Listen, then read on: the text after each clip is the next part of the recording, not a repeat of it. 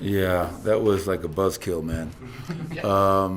I guess the referees came over and said somebody was hung on the rim, and they had to check to see if it was legal, level, and all that. I wish they would have just changed the rim right away. It took there's a joke in there somewhere. I mean, how many guys does it take to fix the rim in an NBA game? But they were finally able to get it done, put some more time on the clock for guys to get warmed up. I was really worried.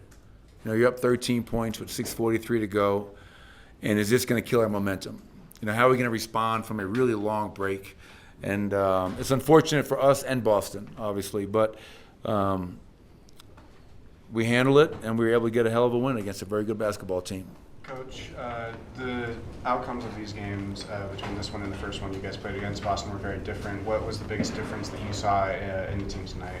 I think, as I mentioned pregame, what's the key? I thought the energy. I thought our guys were ready to play tonight. I thought we got off to a great start. I felt our defense, for the most part, against the number one offense in the NBA was really good. And most importantly within that, the three-point defense. That team is second in makes and attempts per game and seventh in percentage. And tonight they were 9 for 33, 27%. Jason Tatum is an all-MVP player, and he's going to be an MVP finalist. And I thought Aaron Gordon and the rest of our guys, aside from putting him on the foul line, I thought we did a really good job of guarding Jason Tatum. He was 7 of 16 from the field, 0 of 4 from 3. So it's always going to be defense for us. I think the defense was pretty good tonight. 31 assists once again. Shot the ball lights out, made 17 threes, and got contributions from a lot of players. So I think the defense was probably the biggest difference in the outcome. Coach, you mentioned the shots that fell tonight, but it seemed like your offensive process against such a good defense was really effective. What was it that was so effective about your offensive process tonight? Going into the game, that's always my biggest concern playing them. Can we score? Can we get off a good shot? Because obviously they're a very good defensive team. They switch a lot. And if you notice throughout the game, they really put some funky matchups out there. And, how do we respond to that? So we went through it this afternoon. But at the end of the day, you have to stay true to yourself. We have to play Nuggets basketball. We have to play through Nikola Jokić, knowing he's going to make the right play. Another triple-double for him. And I felt just the ball movement. Against a really good team, the ball can't stick. If you create an advantage, if you create separation, you have to take advantage of that separation you have created. And that's where I think, to go 17 of 30 from 3, a lot of those were high-quality looks, and guys stepped up and made them, which was obviously a big part of us getting this win today. To follow up on part of that, you talked about kind of hitting first. For years now, you've talked about not being reactive. This season, especially the past couple of weeks, it seems like you guys are throwing the first punch. What has changed in that approach? How are you guys getting that kind of fight early in games often? Well, I think it was just a discussion as we were in the middle of maybe December. And, you look at the rankings, which I often do, and you're ranked 28th in defensive efficiency. That's embarrassing.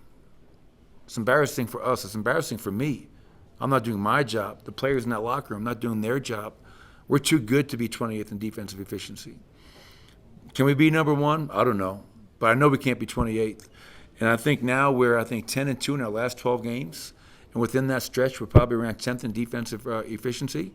There is no secret between the correlation between defense and winning. Yeah, everybody can talk about pace and this and that. Defense wins. And I think our guys have had enough of it, and me talking about it.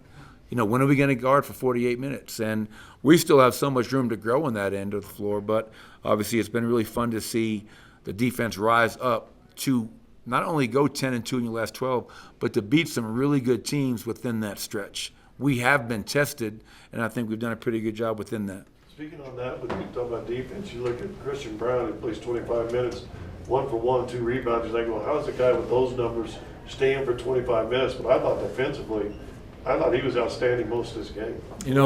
I just told him this. One of my favorite plays, if not the favorite play of the night, was a winning play by Christian Brown in transition. Zeke had one in the first half, getting back on Jaylen Brown. Hell of a play, not giving up. And then Christian had one in front of our bench where Jason Tatum looks like he's going to have a transition layup. And Christian, he doesn't know any better. That's what I love about him. He sprints back. He's wired that way. He's a winner. A guy's won in high school, he's won in college, and he's going to win in the NBA. And that winning play of getting back and taking away 2 transition points, who knows? Maybe that's the difference. Tatum sees it go in, he goes on a roll. Simple, like little plays like that can have a huge impact. So I agree with you. It's not always about the stat line; it's about your impact. And Christian was impactful tonight. You mentioned Zeke and his play there.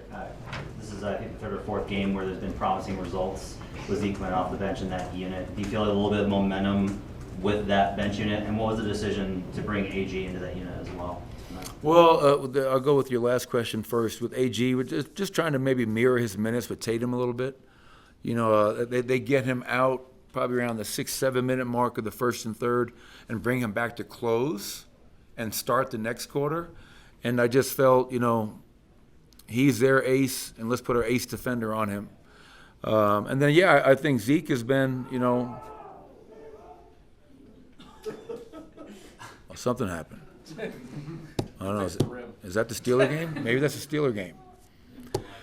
Yes, yeah, I know. Thanks, Mike. Wow, shots fired. Just because you don't get the first question, you can take his book bag and sit on the side. But you know what? I felt the bench unit tonight was good, and I think Vlatko's been a big part of that as well. I think Vlatko, you can see he's kind of like a glue guy. He's a connector. He's been shooting the ball really well, and when they go to that second lineup, they just switch everything. I knew it was going to be hard to score, so hey, we got to get stops. I felt that unit was able to do that for stretches tonight. So, yeah, Zeke has been good, and I think that unit is kind of getting a little bit more comfortable and a little bit more consistency on the floor. Do you see some budding chemistry between Michael Porter and Nikola Jokić? It seems like since Michael's gotten back, they've had some nice stretches together. Yeah, and it's funny, even before Michael had gotten hurt, I felt that those two and the two-man game of playing off of each other and with each other was really growing. And now that he's back, I think about it. If you're Michael Porter or any other player, I'm going to pass the ball to that guy, and I'm going to cut. And Michael had a stretch there in that 3rd quarter where he just shot the ball lights out, was really, really effective. 19 points on 7 of 13 from the field. But, yeah, I think Michael and Nikola, that's only going to continue to grow. And, for us to do this without Jamal Murray, it makes it even a little bit more impressive because Jamal's such a big part of what we do. But Bruce stepped up in his place, 21 points, and we got a lot of contributions from other people as well. So now we're moving on to Minnesota, obviously conference game, division game, and hopefully we're ready for that. Brian's got one more. I just wanted an obligatory mention of Nikola Jokić, who scored 30 points on 13 shots and had 12 rebounds and 12 assists. And 0 no turnovers. turnovers. No turnovers. No turnovers, which is amazing, especially against that team. I mean, that team they turn people over at a high rate, which fuels their break. I actually said to the players in there, gave Aaron Gordon the defensive player of the game and a few other things, and I said, oh, by the way, Nikola got his 90th triple-double, big deal. And guys were cracking up because we're all becoming so accustomed to it. But I promised myself I will never take Nikola and his greatness for granted. He is a phenomenal player, plays the game the right way, and makes everybody around him better. And what a joy to coach. All right.